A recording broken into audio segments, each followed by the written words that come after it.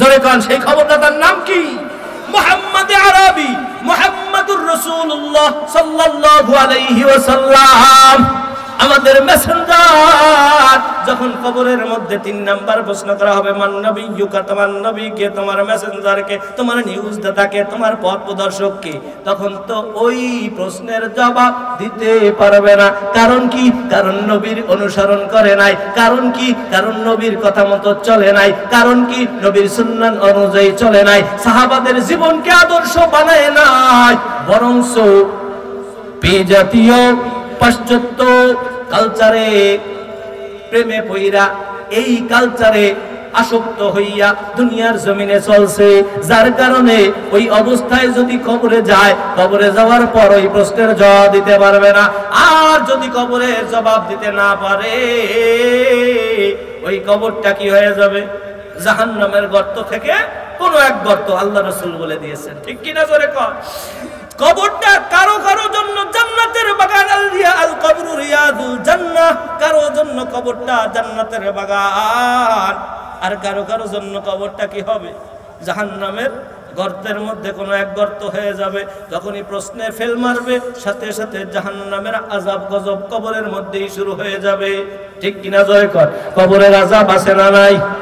একদল খালি কয় যে কিছু কিছু হুজুর আছে, এরা শুধু মাটির নিচের ওয়াজ করে, এরা শুধু আসমানের উপরের ওয়াজ করে, কিন্তু দুনিয়ার জমিনের ওয়াজ তারা করে না। বলে কি বলে না?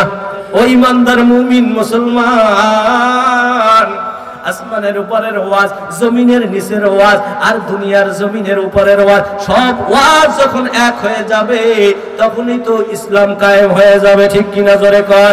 কিন্তু ইমানদার মুমিন মুসলমানের মধ্যে যখন কবরের ভয় ঢুকে যাবে, যখন ইমানদার মুমিন মুসলমান কবরের আযাবের ভয়, জাহান্নামের ভয় অন্তরের মধ্যে বদ্ধমূল হয়ে যাবে, ওই মানুষটাই তো সোনার মানুষে পরিণত হবে। আর ওই মানুষটাকে তখন তালিম দিয়া দুনিয়ার উপরের ওয়াজ করা যাবে, ঠিক কিনা জোরে কর।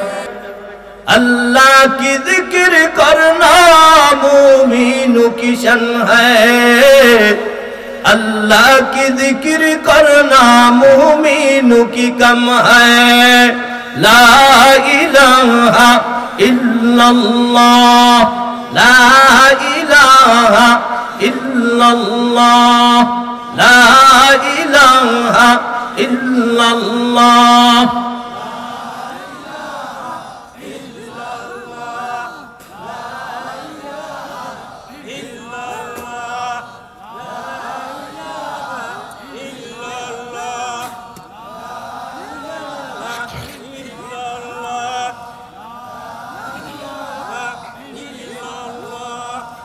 ला इलाहा इल्लल्लाह, ला इलाहा इल्लल्लाह, ला इलाहा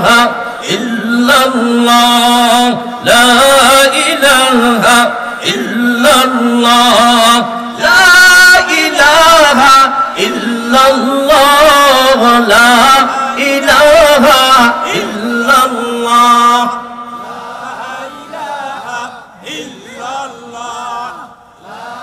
इलाहा इल्लल्लाह।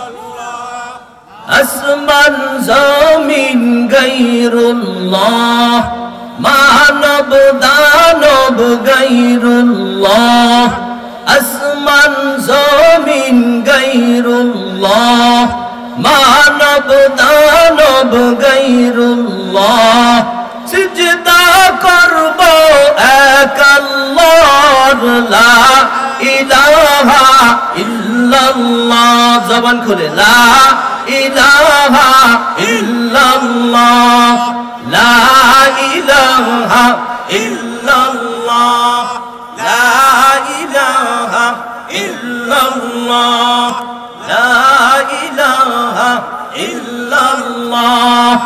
আসমানের মালিক যেই আল্লাহ, জমিনের মালিক সেই আল্লাহ, আসমানের মালিক যেই আল্লাহ, জমিনের মালিক সেই আল্লাহ।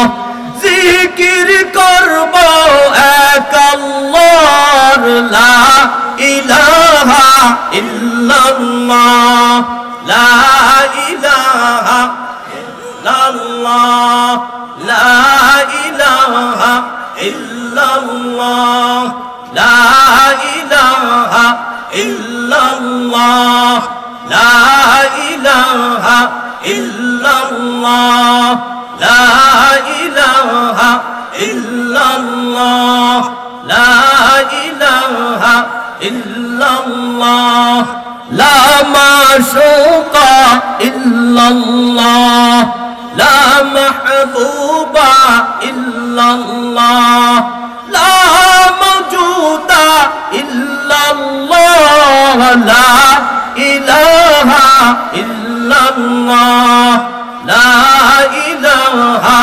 ইল্লাল্লাহ লা ইলাহা ইল্লাল্লাহ লা ইলাহা ইল্লাল্লাহ লা ইলাহা ইল্লাল্লাহ লা ইলাহা ইল্লাল্লাহ লা ইলাহা ইল্লাল্লাহ লা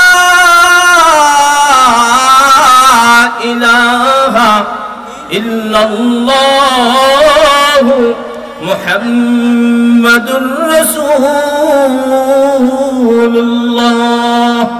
সাল্লাল্লাহু আলাইহি ওয়াসাল্লাম। বাইতুল আমান জামে মসজিদ ও এলাকাবাসীর উদ্যোগে 2 দিন ব্যাপী বার্ষিক ওয়াজ মাহফিল ও হালকায়ে জিকিরের সম্মানিত প্রধান অতিথি নায়েবে আমিরুল মুজাহিদিন শাইখুল হাদিস আলহাজ হযরত মাওলানা মুফতি সৈয়দ মোহাম্মদ ফয়জুল করিম শেখ চরমনাই দামাত বারাকাতুহুমুল আলিয়া, মাহফিলের আজকের প্রথম দিনের প্রধান অতিথি মুফতি আবুল কালাম আজাদি, খতিব সিদ্দিক বাজার জামে মসজিদ চরাইচা বরিশাল।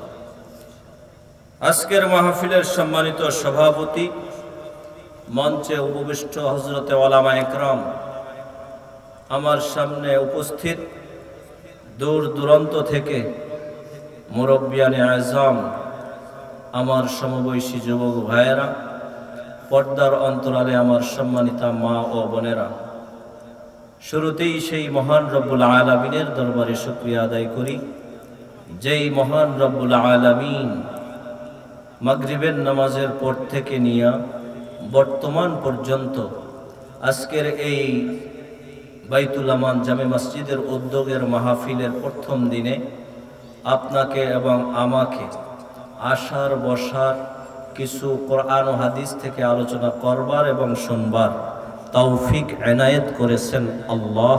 এজন্য সেই মহান মনিবের দরবারে শুকরিয়া আদায় করি, সকলেই বলি আলহামদুলিল্লাহ। মুহতারাম হাজিরিন, আমরা সকলেই শুকরিয়া আদায় করছি, কিন্তু এই শুকরিয়া আদায়ের যে আওয়াজ, এই আওয়াজে মনে হয় না যে আমরা সবাই খুশির সহিত শুকরিয়া আদায় করেছি। আমরা কি এই মাহফিলে বর্তমান পর্যন্ত উপস্থিত হতে খুশি না বেজার?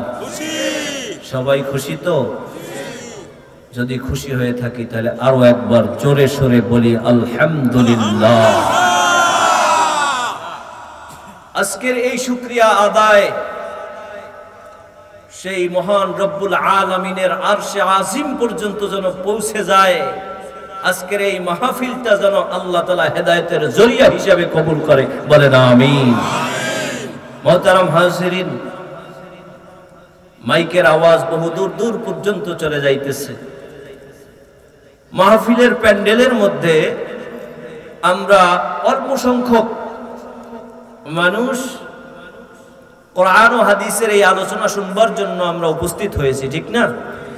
কিন্তু এই মাহফিলকে কেন্দ্র করে অনেকগুলো মাইক বিভিন্ন জায়গায় লাগানো হয়েছে কি হয় নাই? উদ্দেশ্য কি? উদ্দেশ্য হলো যারা এই মাহফিলের ময়দানে আসতে পারে না, বিশেষ করে আমাদের মা এবং বোনেরা, ঠিক কিনা? আমরা তো বিভিন্ন জায়গায় ওয়াজ শোনার জন্য যাইতে পারি।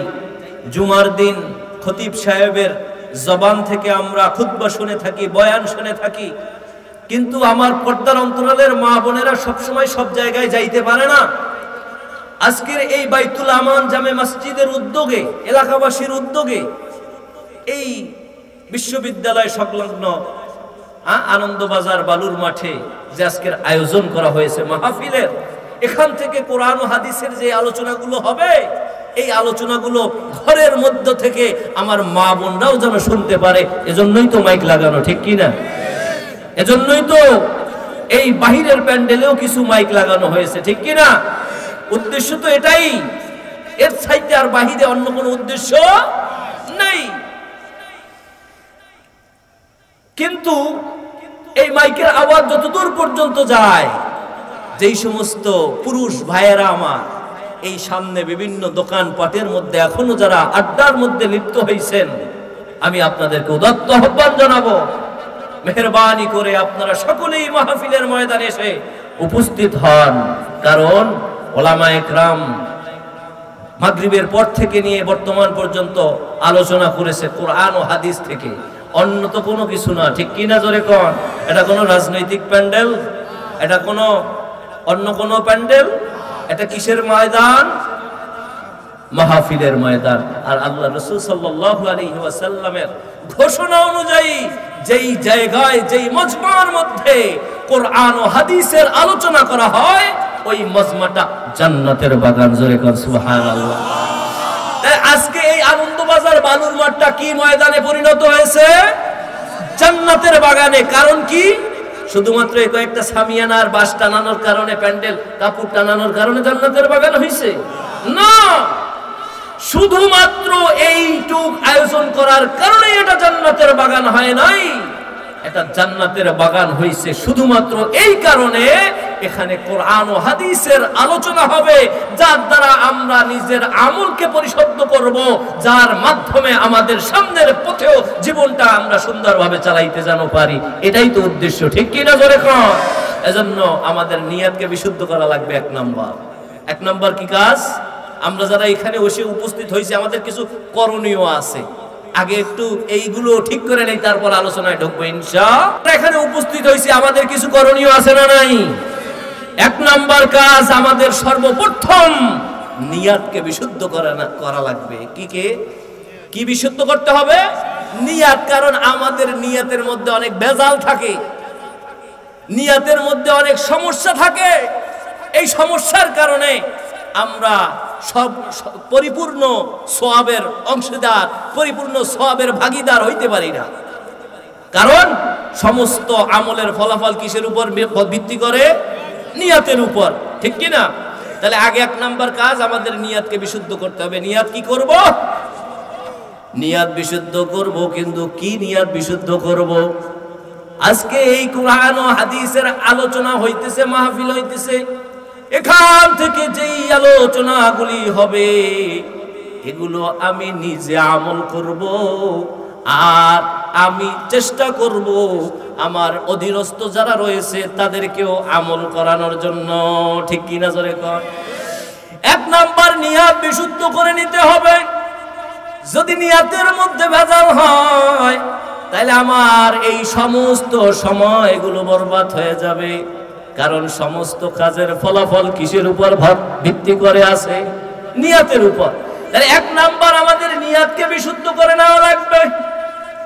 আমরা কোরআন ও হাদিসের আলোচনা শুনবো, আমাদের নিজের জীবনকে পরিশুদ্ধ করব। আল্লাহ ভোলা মানুষগুলো আল্লাহর পথে চলবে, আল্লাহ ওয়ালা হবে, এই নিয়াত আমাদের অন্তরের মধ্যে থাকা লাগবে। এছাড়া অন্য কোন নিয়াত অন্তরের মধ্যে থাকলে আমাদের এই আলোচনা করা এবং আমাদের এই আলোচনা শোনা সব বৃথা যাবে। তাহলে এক নাম্বার কাজ, আমাদের নিয়াতকে বিশুদ্ধ করে নেওয়া লাগবে। দুই নাম্বার, আমাদের কাজ হলো যতক্ষণ পর্যন্ত কোরআন ও হাদিসের আলোচনাগুলো চলবে, আমলের নিয়তে শুনতে হবে। যদি আমলের নিয়তে না শুনি, তাহলে এই কথাগুলো কোনো কাজে আসবে না। শুধু এক কান দিয়ে শুনবো আর এক কান দিয়ে বের হয়ে যাবে। মাহফিল শেষ, প্যান্ডেল থেকে বের হয়ে বাড়ি যাব, বাড়ির মধ্যে আর কিছু নিতে পারবো না, ঠিক কিনা? জোরে কর। বর্তমানে ওয়াজ মাহফিলগুলো কমার্শিয়াল হয়ে গেছে। আলোচনা যা বক্তা আমরা যারা হাসি আমরা যা করি এই পর্যন্তই, এই মাঠের মধ্যেই সীমাবদ্ধ থাকে, বাড়ি পর্যন্ত আর নেওয়া যায় না। কিন্তু আজকে নিয়াত করব ইনশাআল্লাহ যা কিছু শুনবো কোরআন ও হাদিস অনুযায়ী আমরা আমল করার চেষ্টা করব। পারা যাবে তো ইনশাআল্লাহ? আল্লাহ পাক তৌফিক দান করুক, বলেন আমিন। 3 নাম্বার নিয়াত, যতক্ষণ পর্যন্ত কোরআন ও হাদিসের আলোচনা চলবে অন্তরের কান দ্বারা শোনা লাগবে, এর বাহিরে যাওয়ার কোনো সুযোগ নাই।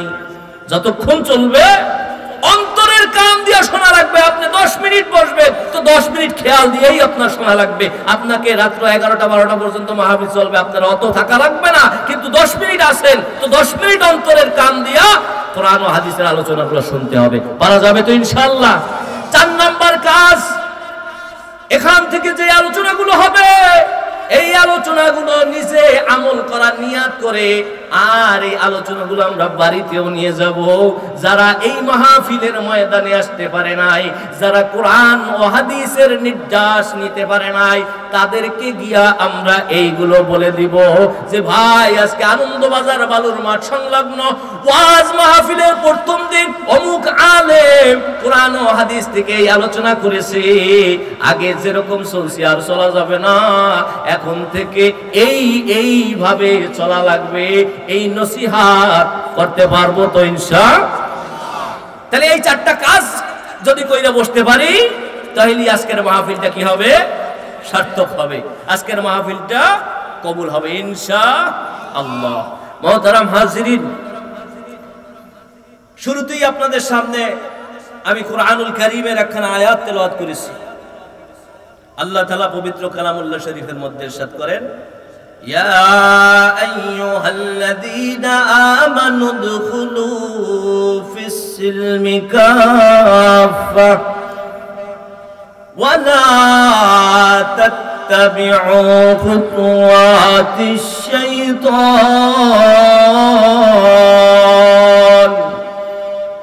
ইন্নাহু লাকুম আদুউম মুবিন। আল্লাহু আকবার। মুহতারাম হাজিরিন, আল্লাহ তাআলা এই আয়াতের মাঝে কি বললেন? ইয়া আইয়ুহাল্লাযীনা আমানু, হে ঈমানদার, যারা তোমরা ঈমান এনে ফেলেছো, যারা তোমরা ঈমান এনে ফেলেছো, উদখুলু, প্রবেশ করো, ঢোকো, ফিস সিলমি, ইসলামের মধ্যে, কাফা, পরিপূর্ণভাবে। ও ঈমানদার মুমিন মুসলমান, আল্লাহ তাআলা বলেন যারা তোমরা ঈমান এনে ফেলেছো, ঈমানের রশি যাদের গলায় লেগে গেছে আর ডাইনে বামে যাওয়ার কোনো সুযোগ নাই, ঠিক কি না? জোরে কর। ঈমান যারা নিয়ে ফেলেছো, ঈমান যারা আনছো, ঈমানদার মুমিন যারা তোমরা ঈমান আনছো, ঢুকো ঢুকো। কোথায় ঢুকবা? ইসলামের মধ্যে ঢুকো। কিভাবে ঢুকবা? পরিপূর্ণভাবে ঢুকবা। আংশিক ঢুকবা আর আংশিক বাহিরে থাকবা, এর কোনো সুযোগ নাই। যদি ঢুকো তো ঢোকার মতো ঢুকবা। যদি পরিপূর্ণভাবে ইসলামের মধ্যে ঢুকতে পারো তাহলেই তো তুমি পরিপূর্ণ ঈমানদার মুমিন মুসলমান। আর যদি পরিপূর্ণ না ঢুকো তাহলে তুমি পরিপূর্ণ ঈমানদার মুমিন মুসলমান হইতে পারবে না। কি আয়াতে তো এটাই বোঝা যায়, ঠিক কি না? আল্লাহ তাআলা বলেন যারা তোমরা ঈমান এনেছো, ঈমানের রশি যাদের গলায় লেগে গেছে আর এদিক সেদিক যাওয়ার জায়গা নাই, এদিক সেদিক করার কোনো কায়দাও নাই, ঈমান আনছো তো ইসলামের মধ্যে পরিপূর্ণভাবে ঢোকো। যদি পরিপূর্ণভাবে না ঢুকো, যদি নিজেদের মন মতো চলো, যদি নিজেদের মন চাহি জিন্দেগি পালন করো, তাহলে পরিপূর্ণ ঈমানদার দাবি করতে পারবে না। আর যদি পরিপূর্ণ ঈমানদার মুমিন মুসলমান না হও তাহলে আল্লাহ তাআলা বলেছেন পরিপূর্ণ মুসলমান না হইয়া কেউ কবরে আসিও না। বলছেন কি বলেন নাই?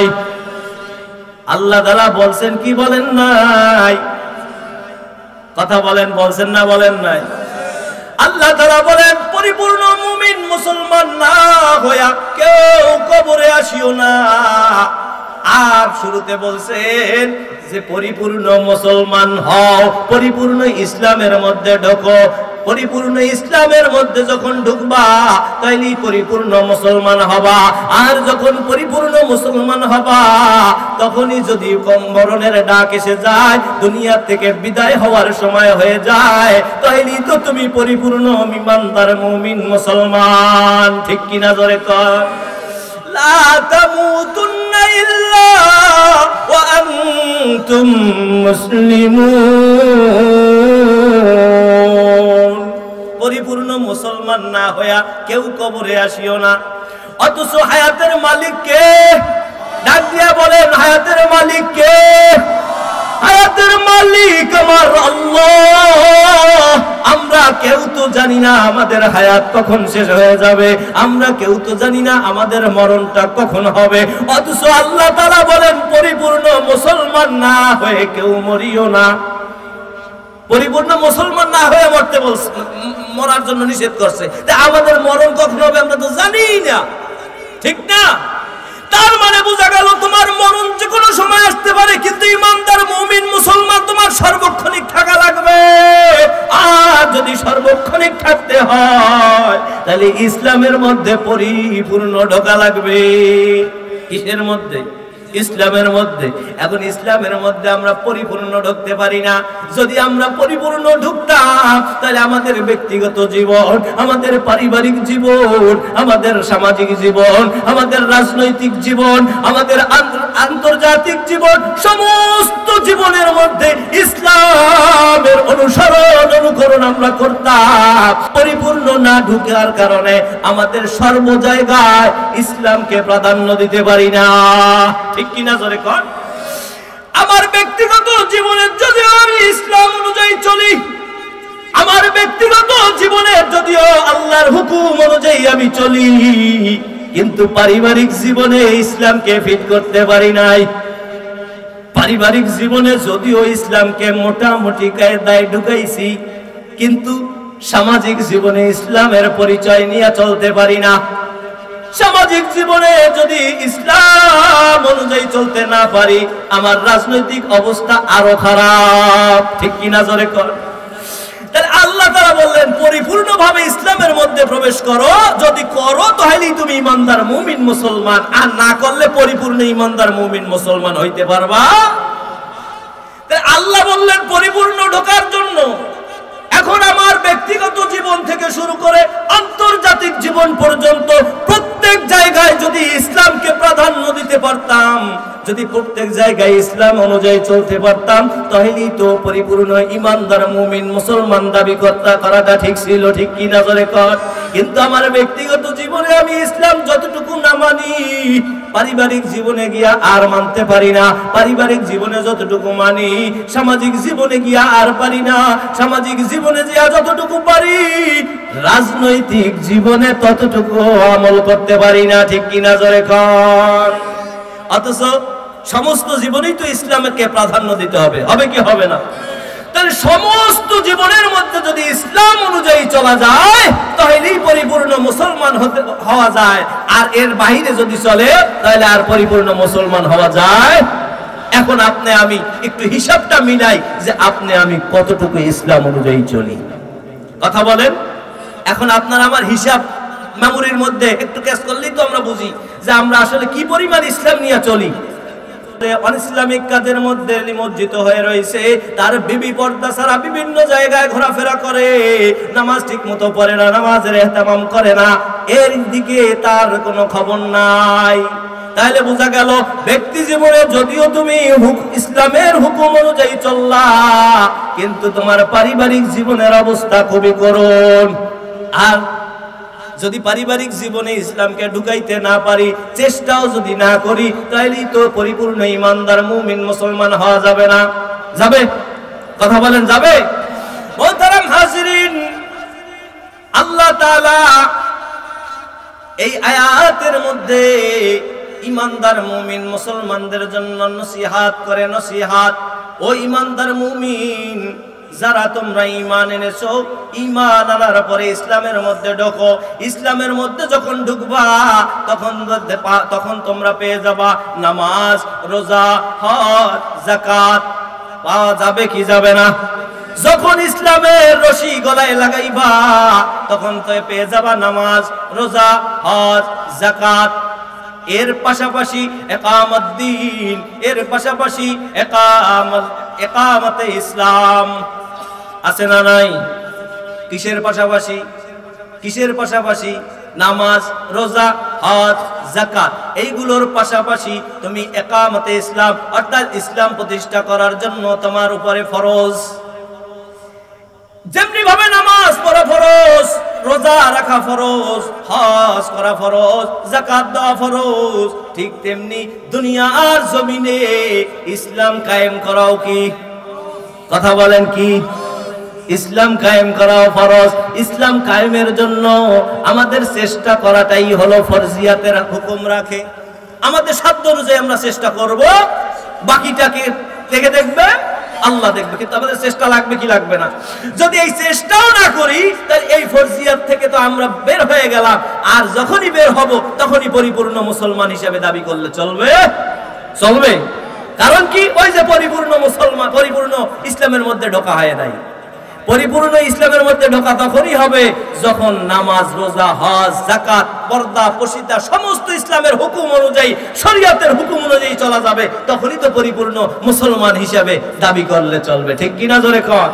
মুহতারাম হাজিরিন, দুনিয়ার জমিনে আল্লাহ আপনাকে আমাকে দুনিয়ার জমিনে পাঠাইছে আল্লাহর ইবাদত করার জন্য। কার ইবাদত? আল্লাহর ইবাদত করার জন্য, আল্লাহর গোলামি করার জন্য।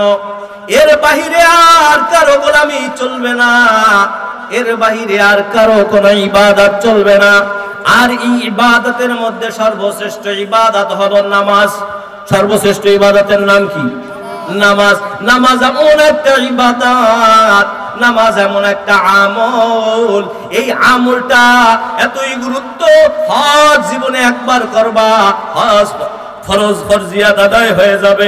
যাকাত বছরে একবার দিলেই যাকাতের ফরজ আদায় হয়ে যায়।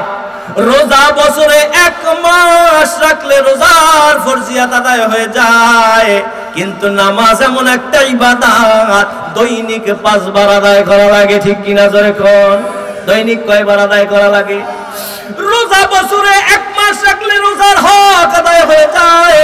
যাকাত অর্থবিত্তের মালিক হইলে বছরে একবার আদায় করলে হয়ে যায়। হজ জীবনে একবার আদায় করলে হজের ফরজিয়াত আদায় হয়ে যায়। কিন্তু নামাজ এমন একটা ইবাদত যেটা দৈনন্দিন 5 বার পড়া লাগে। ঠিক কিনা জোরে কর। আর এই নামাজের মাধ্যমে আল্লাহ তাআলা তার রব, তিনি যে রব, তিনি যে রব, তিনি যে সৃষ্টিকর্তা, তার পরিচয় দিয়ে দিয়েছে। নামাজের মধ্যে সর্বপ্রথম যেই সূরাটা পড়ি, সূরার নাম কি?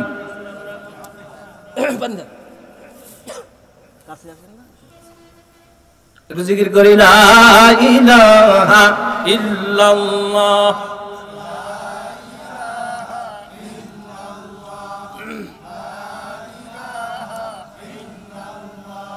লা ইলাহা ইল্লাল্লাহ, লা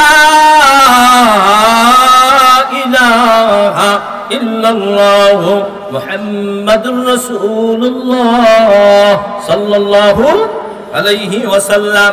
মুহতারাম হাজিরিন, আলোচনা যেই দিকে ছিল, নামাজ এমন একটা ইবাদত, যেই ইবাদতের মধ্যে সর্বপ্রথম যেই সূরাটা পড়া লাগে সেই সূরার নাম কি? সূরাতুল ফাতিহা। আল্লাহ রাসূল বলেন, লা সালাতা বিফাতিহাতিল কিতাব। সূরা ফাতিহা ছাড়া কি হয় না? নামাজ হয় না। তাহলে সূরা ফাতিহা ছাড়া নামাজ হয় না এমন একটা সূরা আমরা প্রত্যেক নামাজের প্রত্যেক রাকাতে পড়া লাগে কি লাগে না? এই সূরার মধ্যে সর্বপ্রথম যে আয়াত রয়েছে, এই আয়াতই তো আল্লাহ তাআলা, তিনি যে রব, তিনি যে সৃষ্টিকর্তা, তার পরিচয় দিয়েছে। আল্লাহ তাআলা বলেন, আলহামদুলিল্লাহি রাব্বিল আলামিন। বলেন কি বলেন নাই? প্রত্যেক দিন 5 ওয়াক্ত নামাজে প্রত্যেক রাকাতে সূরা ফাতিহা পড়া লাগে। সাউন্ড ভিতরে ঢুকে যায়। প্রত্যেক রাকাতে সূরা ফাতিহা পড়া লাগে কি লাগে না? এই প্রত্যেক রাকাতের প্রথম সূরা ফাতিহার যেই প্রথম আয়াত, সেই আয়াতের মধ্যে আল্লাহ তাআলা তার রবের পরিচয় তিনি দিয়ে দিয়েছে। তিনি প্রত্যেক রাকাতের সূরা ফাতিহার প্রথম আয়াতে তার পরিচয় তিনি দেয়, আলহামদুলিল্লাহি রাব্বিল আলামিন। দিছেন কি দেন নাই?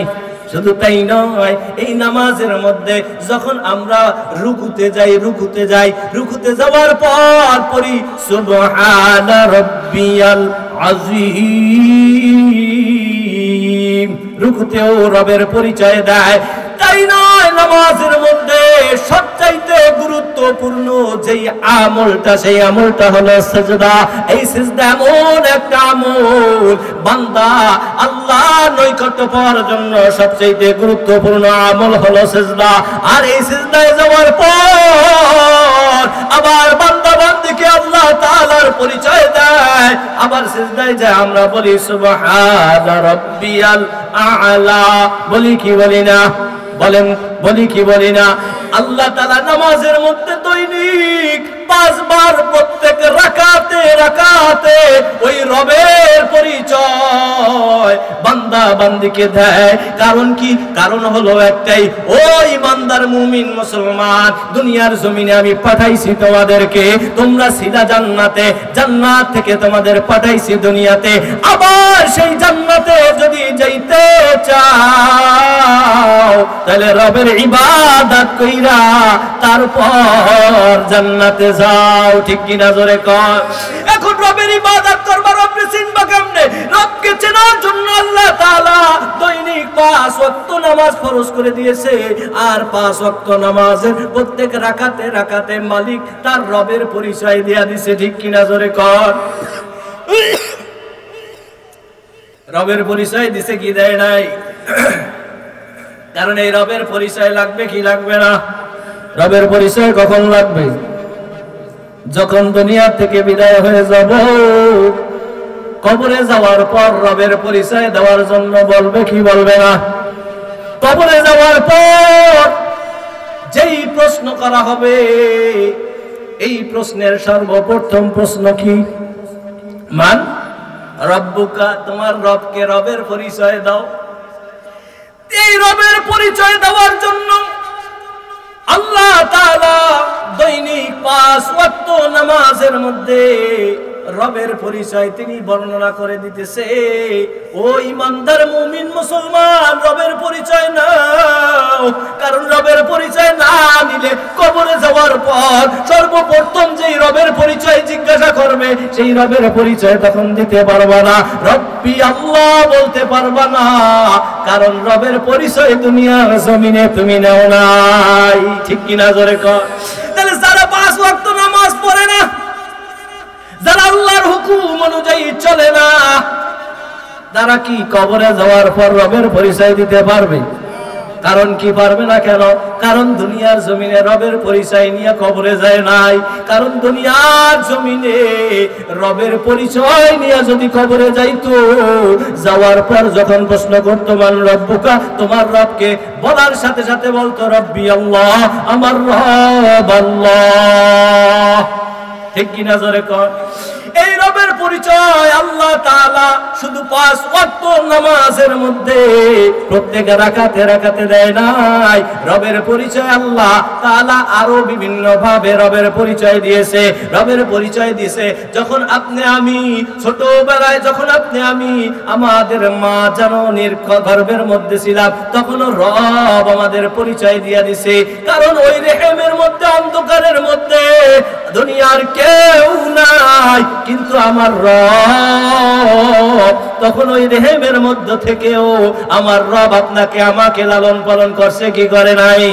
9 থেকে 9.5 মাস 10 দিন, কারো 8 মাস 10 দিন, এরকম পর্যন্ত সময় মায়ের রেহেমের মধ্যে থাকার পর দুনিয়ার জমিনে যখন আপনি আমি আসি, ইমানদার মুমিন মুসলমানের সন্তান যখন দুনিয়ার জমিনে আসে, আল্লাহর রাসূলের সুন্নাত হলো দুনিয়ার জমিনে যখন কোনো বাচ্চা ভূমিষ্ঠ হয়, ওর ডান কানে আযান, বাম কানে ইকামতের আওয়াজ দিয়া দেওয়া হয়। কারণ রবের পরিচয় এখনই দিয়া দেওয়া লাগবে। কারণ এই বাচ্চা দুনিয়ার জমিনে ভূমিষ্ঠ হওয়ার পর যখন রবের পরিচয় পাইবে, রবের পরিচয় পাইয়া দিন দিন বড় হবে, ওই রবকে ভুলবে না। যখন একটা উপযুক্ত বয়স হয়ে যাবে, তখন তার উপযুক্ত বয়স হবে, অর্থাৎ বালেগা হবে, তখন তো 5 ওয়াক্ত নামাজ পড়বে আর রবের পরিচয় পাইতে থাকবে। এরকম রবের পরিচয় পাইতে পাইতে এক সময় তার হায়াতের সীমানা শেষ হয়ে যাবে, কবরে যাবে, মান রব্বুকা বলবে, রব্বি আল্লাহ বলিয়া পার পায়া কবরের মধ্যে জান্নাতের নাজ নেয়ামত ভোগ করবে। ঠিক কিনা জোরে কর। তাহলে ইমানদার মুমিন মুসলমান আমরা আমাদের সন্তান যখন দুনিয়ার জমিনে ভূমিষ্ঠ হয়, আল্লাহর রাসূলের সুন্নাত অনুযায়ী ডান কানে আযান, বাম কানে ইকামতের আওয়াজ দেওয়া হয়। আযানে বলা হয় আল্লাহু আকবার, আল্লাহু আকবার, আল্লাহু আকবার, আল্লাহু আকবার, আশহাদু আল্লা ইলাহা ইল্লাল্লাহ, আশহাদু আল্লা ইলাহা ইল্লাল্লাহ, আশহাদু আন্না মুহাম্মাদুর রাসূলুল্লাহ, আশহাদু আন্না মুহাম্মাদুর রাসূলুল্লাহ, আল্লাহু আকবার, আল্লাহু আকবার, লা ইলাহা ইল্লাল্লাহ। একটু ভিন্ন হইছে কি হয় নাই? 5 ওয়াক্ত আযান যে দেয়, ওই আযান থেকে একটু ভিন্ন হইছে কি হয় নাই? কথা বলেন, ভিন্ন হইছে কি হয় নাই? কেন কেন কেন? ওই ইমানদার মুমিন মুসলমান দুনিয়ার জমিনে যখন কোন সন্তান ভূমিষ্ঠ হয়, ভূমিষ্ঠ হওয়ার সাথে সাথে ওই সন্তানকে নামাজের জন্য দাওয়াত দেওয়া হয় না। কারণ ওর নামাজের বুঝ এখনো হয় নাই, ওর নামাজের ইক্তেদা এখন করার সুযোগ হয় নাই। এজন্য হাইয়া আলাস সালাহ, হাইয়া আলাল ফালাহ, এসো নামাজের দিকে আসো, এসো কল্যাণের দিকে আসো, তখন বলা হয় না। তখন শুধু রবের পরিচয় দেওয়া হয়, আল্লাহু আকবার, আল্লাহ বড়, আল্লাহ বড়, আল্লাহ বড়, আল্লাহ বড়। ও অবুঝ শিশু সন্তান, দুনিয়ার জমিনে ভূমিষ্ঠ হইছো, তোমার কানের মধ্যে ডান কানে আযান, বাম কানে ইকামতের আওয়াজ দেওয়া হয়েছে। কারণ তুমি দুনিয়ার জমিনে আসার পর আল্লাহ যে বড়, এইটা তুমি এই মেসেজটা এখন থেকেই নিয়ে যাও। এই মেসেজটা যখন কানের মধ্যে দেওয়া হয়, ওর দিমাগের মধ্যে গিয়ে এমন একটা আসর পড়ে, ওই সন্তান যতই বড় হোক না কেন, ও দিন দুনিয়া কোনোদিন এক করতে পারে না। ঠিক কিনা জোরে কোন? দিন আর দুনিয়া এক করতে পারে না। দিনকে রাইখা দুনিয়ার উপর প্রাধান্য দিতে পারে না। ও দিনের উপর অটল থাইকা তারপর দুনিয়ার জমিনে চলে। ও দিন আর দুনিয়া, অর্থাৎ ইসলাম আর দুনিয়া এক কইরা চলবে না। কারণ রবের পরিচয় আগেই পাওয়া গেছে, আল্লাহ বড়, আল্লাহ বড়। ঠিক কিনা জোরে কর? আল্লাহু আকবার, আল্লাহু আকবার, আল্লাহ মহান, আল্লাহ মহান, আল্লাহ বড়, আল্লাহ বড়। শুধু তাই নয়, এরকম যখন আওয়াজ দেওয়া হয়, এরপর যখন বালেগ হয়ে যায়, বালেগা হয়ে যায়, মসজিদের ওই মিনার থেকে, মসজিদের ওই মিনার থেকে মুয়াজ্জিন কত সুমধুর কণ্ঠে আল্লাহু আকবার, আল্লাহু আকবার, আল্লাহু আকবার, আল্লাহু আকবারের আওয়াজ দেয়, তখন বলে হাইয়া আলাস সালাহ, হাইয়া আলাল ফালাহ। আসো আসো নামাজের দিকে আসো, আসো আসো কল্যাণের দিকে আসো। তখন ওই বাচ্চাগুলা যখন এই মেসেজ পায়, নামাজের দিকে যাওয়ার জন্য বলছে, কল্যাণের দিকে যাওয়ার জন্য বলছে, তখন ওই বাচ্চাগুলাও মসজিদে ঢুকে যায়। ঠিক কিনা জোরে কর? ঢুকে যাওয়ার পর তারপর তো ইমাম সাহেব যখন আযান তাকবীরে উলা দিয়া আল্লাহু আকবার বলে নামাজ শুরু করে, তখনও বলে আল্লাহ বড়, আল্লাহ বড়। তারপর সূরা ফাতিহার মধ্যে প্রথম আয়াতে রবের পরিচয় দেয়, রুকুতে যাওয়ার পর রবের পরিচয় দেয়, সিজদায় যাওয়ার পর রবের পরিচয় দেয়। এতো দেওয়ার পর ওই বান্দা বান্দি আর রবকে ভুলে না। ঠিক কিনা জোরে কর? মুহতারাম হাজিরিন, এই রবের পরিচয় শুধু এই নামাজ থেকেই শেষ নয়। একটা সন্তান মুসলমান দুনিয়ার জমিনে ভূমিষ্ঠ হওয়ার পর আযান কিয়ামতের আওয়াজ দেওয়া হয় কানের মধ্যে। শুধু এখানেই শেষ করে না, যখন বান্দা দুনিয়া থেকে বিদায় হয়ে যায়, দুনিয়া থেকে যখন বিদায় হয়ে যায়, বিদায় হওয়ার পর ইমাম সাহেব সকল মুসল্লিদের, এলাকাবাসীদের একত্রিত করে জানাজার নামাজ আদায় করার জন্য। ঠিক কিনা জোরে কোন? কিসের জন্য? জানাজার নামাজ পড়ার জন্য সকলকে একত্রিত কইরা এরপর আবার চার তাকবীরের সহিত আখিরি ভাবে ওই মুর্দা ব্যক্তির সামনে চার তাকবীরে দিয়া বুঝায়া দেওয়া হয়, আল্লাহু আকবার, আল্লাহ মহান, আল্লাহু আকবার, আল্লাহ বড়।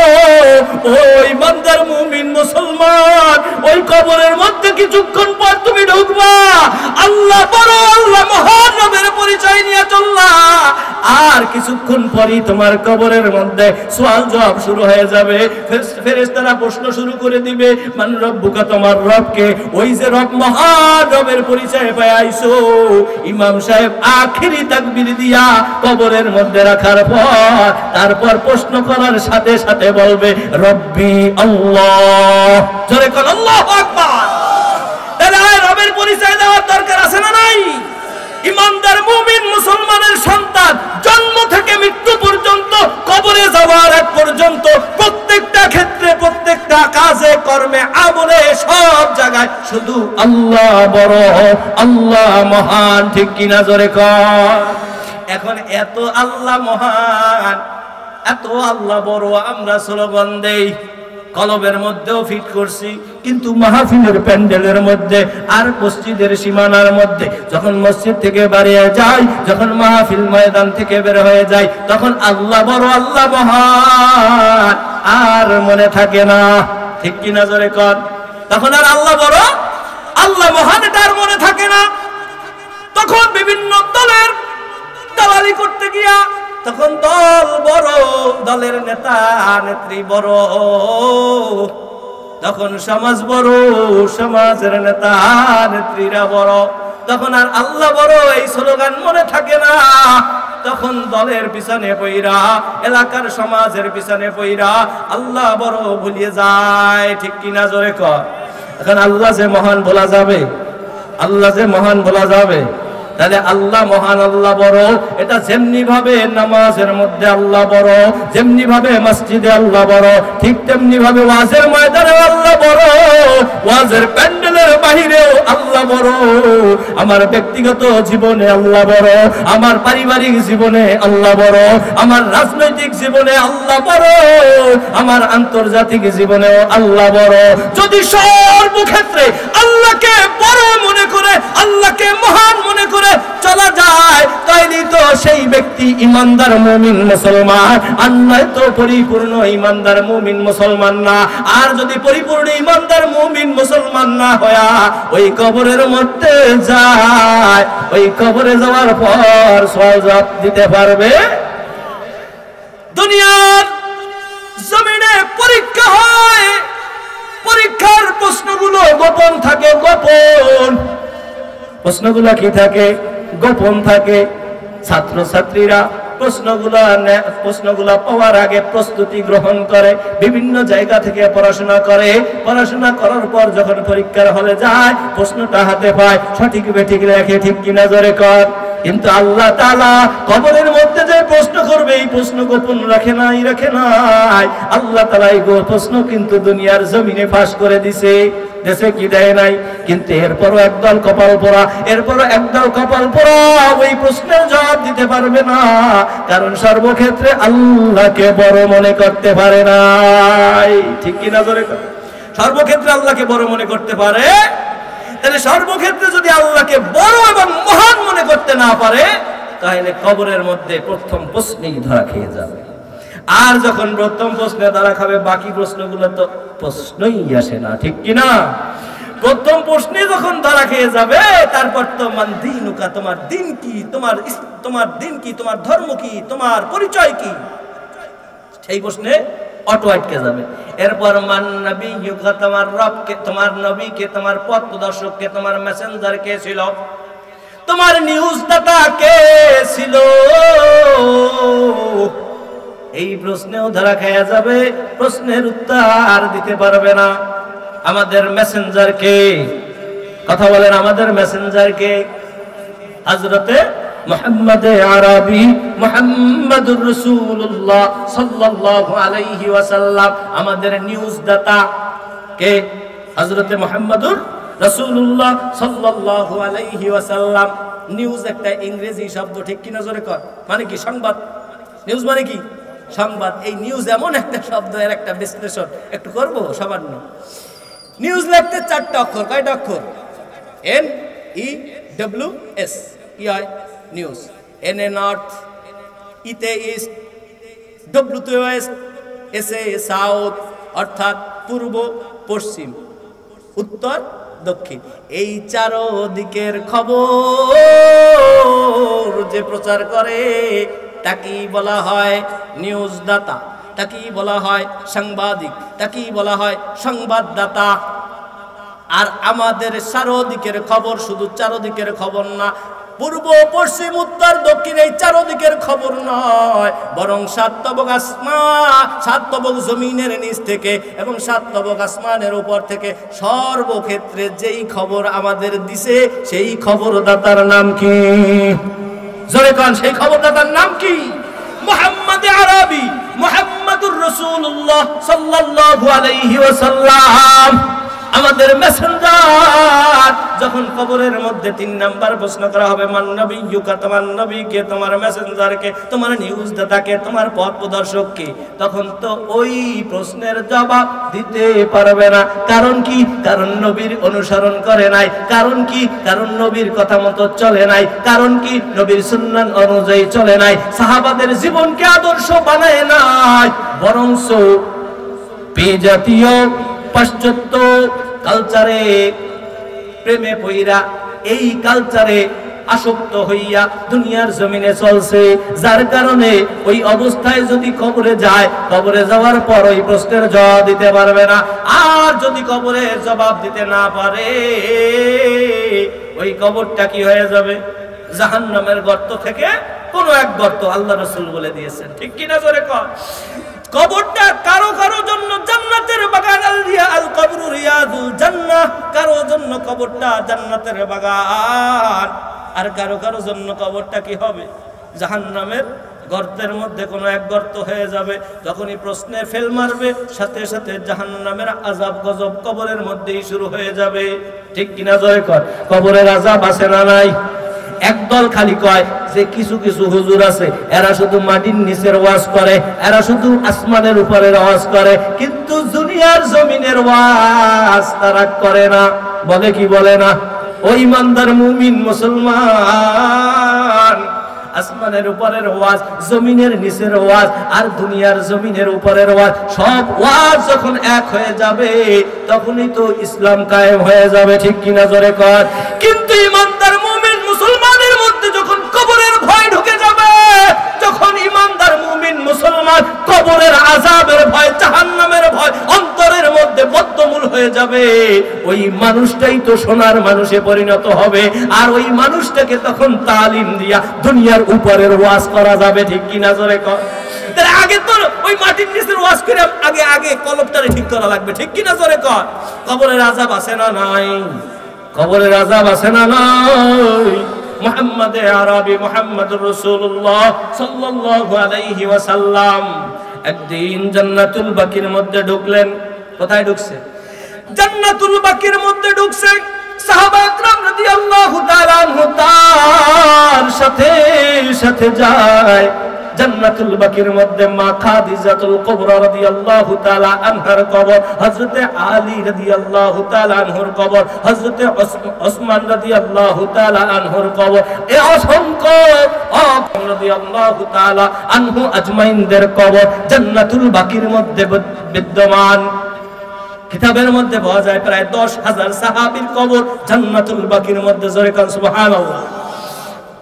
মুহতারাম হাজিরিন, হযরত মুহাম্মদ আরবি মুহাম্মদুর রাসূলুল্লাহ সাল্লাল্লাহু আলাইহি ওয়াসাল্লাম জান্নাতুল বাকির মধ্যে ঢুকছে।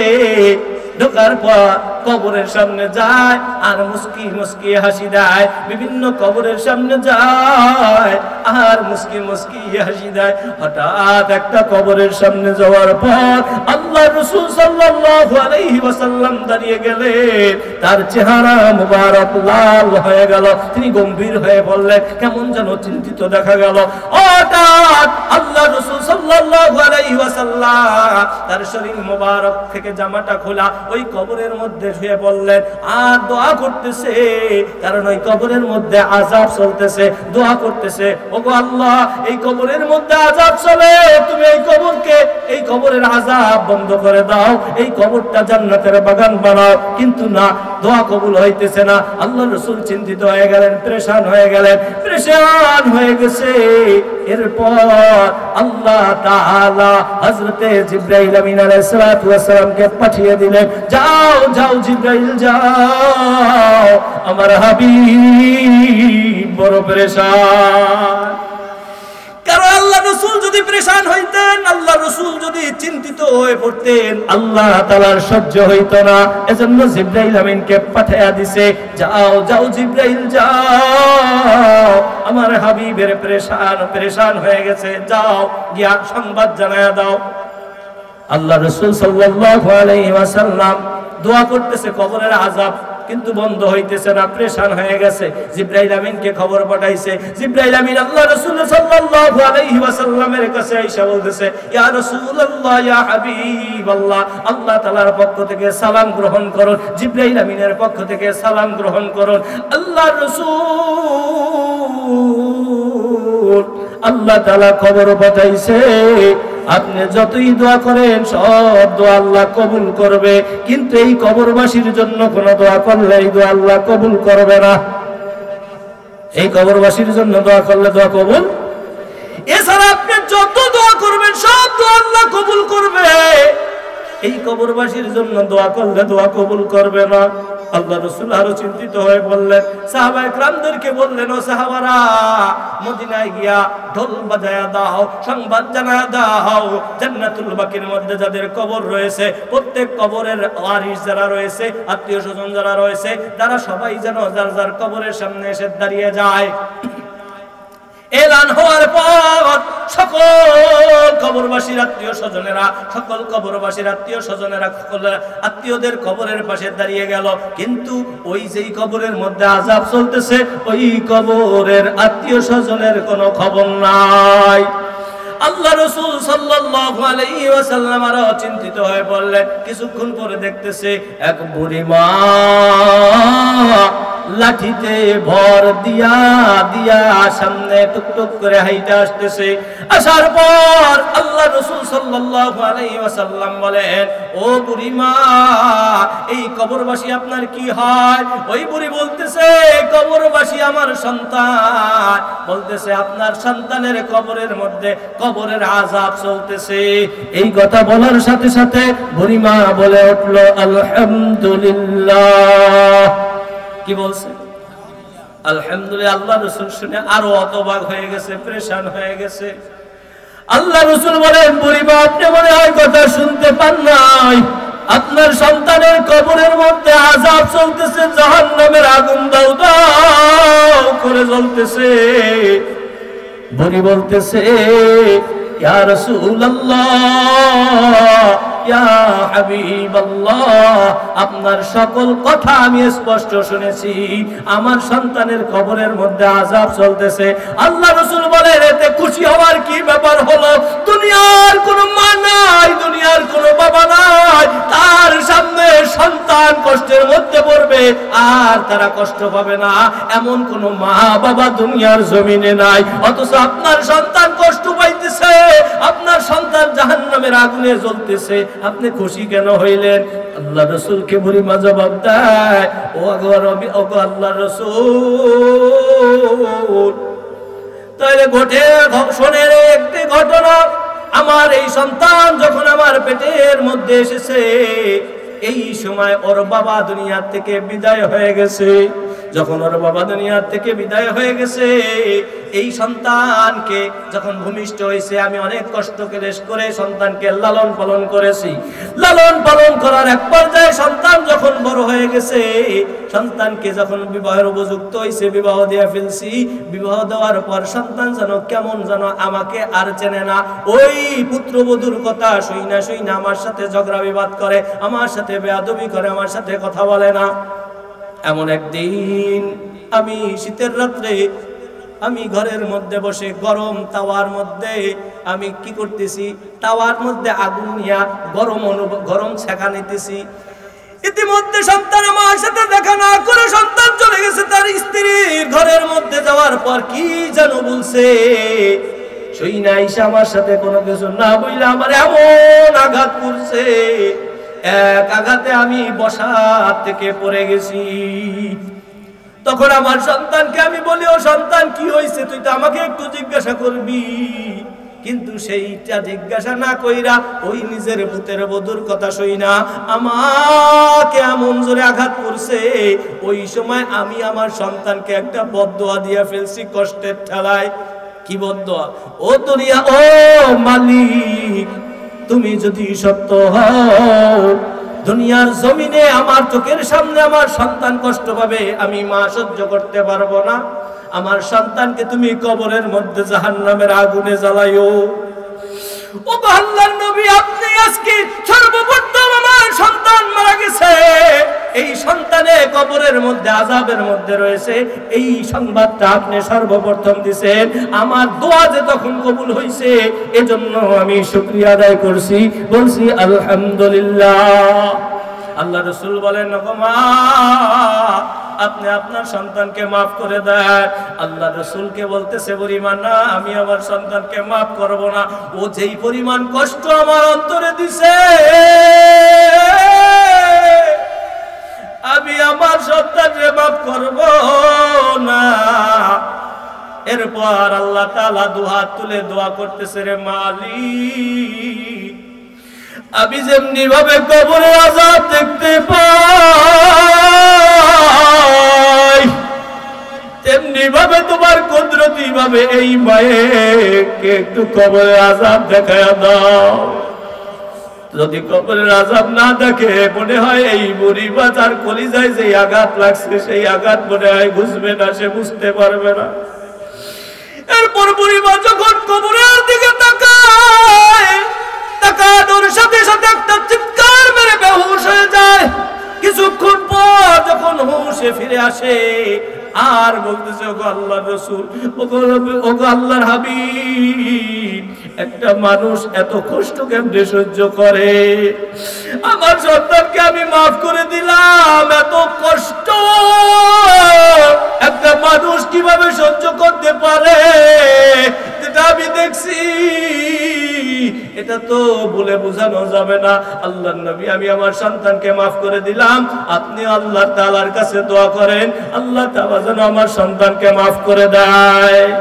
এরপর আল্লাহ রাসূল সাল্লাল্লাহু আলাইহি ওয়াসাল্লাম আল্লাহর দরবারে দুহাত তুলে দোয়া করতেছে, মালিক, এই সন্তানের মা যে কষ্ট পেয়েছে, এই কষ্ট ভুলে গেছে, এর মা তাকে মাফ করে দিয়েছে, আপনিও তাকে মাফ করে দেন। এরপর কবরের আযাব বন্ধ হয়ে গেল, কবরটা একটা জান্নাতের বাগানে পরিণত হলো। মুহতারাম হাজিরিন, এই ঘটনা বলার উদ্দেশ্য একটাই, কবরের আযাব আছে না নাই? কথা বলেন, আছে না নাই? বিভিন্ন সময় বিভিন্ন জায়গায় দেখা যায় কবরের মধ্যে দাউ দাউ করে আগুন জ্বলতেছে, বিভিন্ন জায়গায় দেখা যায় কবরের মধ্যে সাপ উৎপাত করতেছে। ওই কবরের আযাব কিন্তু সত্য, ওই কবরের শাস্তি কিন্তু সত্য। এজন্য ওই কবরের আযাব থেকে বাঁচা লাগবে কি লাগবে না? ওই কবরের আযাব থেকে যদি বাঁচতে হয়, তাহলে প্রথমেই বলেছি, ইয়া আইয়ুহাল্লাযীনা আমানু দুখুলু ফিস সিলমি কাফা, পরিপূর্ণভাবে ইসলামের মাঝে প্রবেশ করো, তাইলেই পরিপূর্ণ ঈমানদার মুমিন মুসলমান হইতে পারবা। আর পরিপূর্ণ মুসলমান হইয়া যদি কবরে যাও, যাওয়ার সাথে সাথে প্রশ্ন করবে, প্রশ্নের জবাব দিবা, কবরটা জান্নাতের বাগান হইতে দেরি হবে না। ঠিক কিনা জোরে কও।